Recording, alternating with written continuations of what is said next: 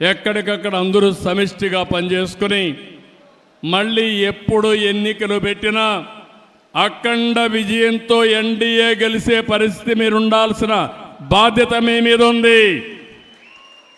ఎప్పుడైతే నేను ఎన్నోసార్లు చెప్పాను, డబల్ ఇంజన్ సర్కార్, కేంద్రం రాష్ట్రంలో ఎన్డీఏనే ఉండాలి, అప్పుడే అభివృద్ధి పరిగెత్తిస్తుంది. అందుకే ఈరోజు చూస్తే డబల్ ఇంజన్ సర్కార్, డబల్ ఇంజన్ గ్రోత్ రేట్ వస్తుంది, డబుల్ డిజిట్ గ్రోత్ రేట్ వస్తుంది. రెండు ప్రభుత్వాలు కలిసాం, పనులు చేశాం, 13% అభివృద్ధి జరిగే పరిస్థితి వచ్చింది. జిఎస్టిపి వచ్చింది. ఇది 15-16%కి తీసుకపోతే పేదరికం అనే మాటే ఉండదని చెప్పి కూడా నేను మీకు తెలియజేస్తున్నా.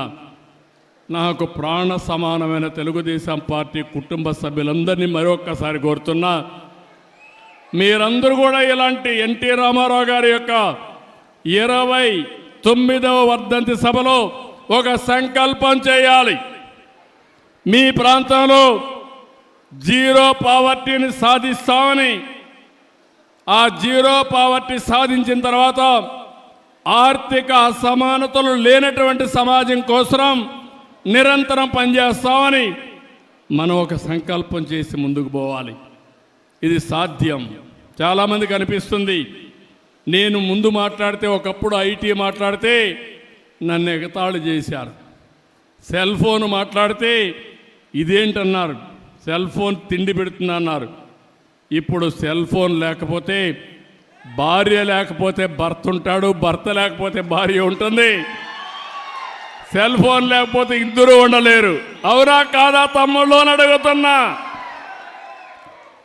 దానికి కూడా ఒక మీనింగ్ ఉంది. సెల్ ఫోన్ అనేది అవసరం, అది ఒక అత్యవసరమైన వస్తువుగా తయారైంది మన జీవితంలో.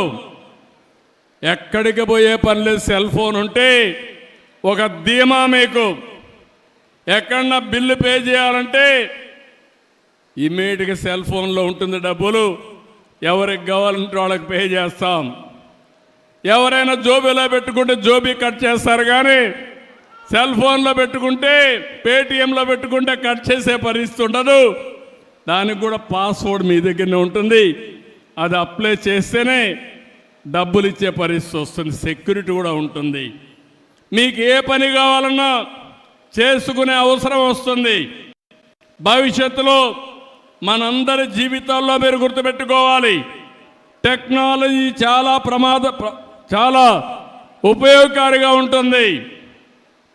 అందుకే మీరు చూస్తున్నారు, ఇటీవల నేను పెన్షన్ ఇస్తే ఏ టైంలో ఇచ్చాడు, ఏ స్పాట్లో ఇచ్చాడని 64 లక్షల మంది పెన్షన్ నేను మానిటర్ చేయగలుగుతున్నారంటే అది టెక్నాలజీ మహిమ అని చెప్పి మీ అందరికీ తెలియజేస్తున్నా.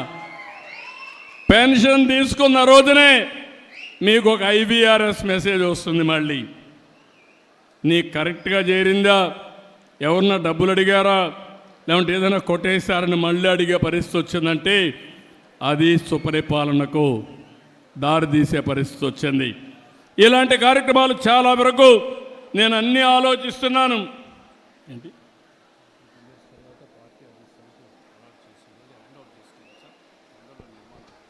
ఈరోజే మీరు చూస్తే ఇంకొక శుభవార్త కూడా, 5-6 సంవత్సరాలుగా మన వాళ్ళు చాలా కష్టపడి శ్రీనివాసరెడ్డి గారి నాయకత్వంలో కడపలో మనకంటూ సొంత ఇల్లు కట్టుకుంటున్నాం, పార్టీ ఇల్లు కట్టుకుంటున్నాం, పార్టీ ఆఫీసు కట్టుకుంటున్నాం. దీనికి 2 ఎకరాలు భూమి కూడా ఇచ్చారు, కానీ కావాలి లిటిగేషన్ పెట్టి ఇవ్వకపోతే అన్నీ క్లియర్ అయినాయి. నేను ఒకటే ఆదేశిస్తున్నా, 18 నెలల్లో పార్టీ ఆఫీసు పూర్తి చేసి మళ్ళీ ప్రతి ఒక్క కార్యకర్త కడపకు వస్తే సొంత ఇంటికి వచ్చి ఒక కాఫీ తాగే విధంగా 6 months ఓకే. నేను పూర్తిగా చేయాలంటే 18 నెలలను మోడర్న్ టెక్నాలజీ ఉపయోగిస్తానంటున్నాడు, 6 నెలల లోపలనే పూర్తి చేస్తానంటున్నాడు. ఈరోజు జనవరి,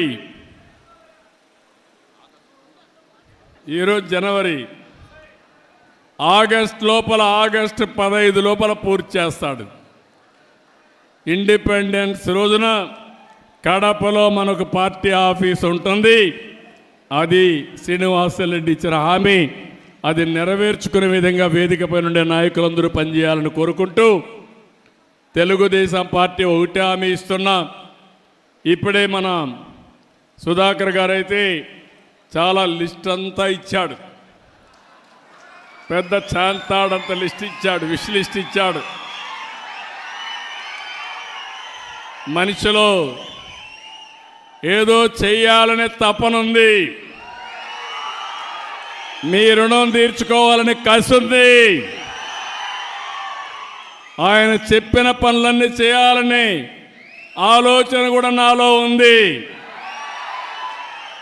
కానీ ఖాళీ గల్లాపేట నా దగ్గర ఉంది. కానీ మీ సమస్యలు కూడా పరిష్కారం కావాలి. ప్రాధాన్యత క్రమంలో అన్ని సమస్యల్ని పరిష్కారం చేసే బాధ్యత మేము తీసుకుంటామని మరొక్కసారి మీ అందరికీ హామీ ఇస్తున్నా. ఈరోజు నేను ఇక్కడికి వచ్చింది స్వచ్ఛ ఆంధ్రప్రదేశ్ని ప్రతి 3వ శనివారం మనమందరం అమలు చేయాలని వచ్చాను. స్వర్ణాంధ్రప్రదేశ్ లాంచ్ చేశాను. ఆ స్వర్ణాంధ్రప్రదేశ్ కోసం స్వచ్ఛ ఆంధ్రప్రదేశ్ కూడా అవసరం. అది కూడా మైదుకూరులో ప్రారంభించడం నా అదృష్టంగా నేను భావిస్తున్నా. అలాంటి మైదుకూరులో ఒక పవిత్రమైన కార్యక్రమానికి శ్రీకారం చుడుతున్నాం. ఇది అవుతానా మీటింగ్కి వెళ్తున్నాం. ఆధునికమైన పరిజ్ఞానాన్ని ఉపయోగించుకుందాం. పరిశుభ్రమైన వాతావరణాన్ని క్రియేట్ చేస్తాం.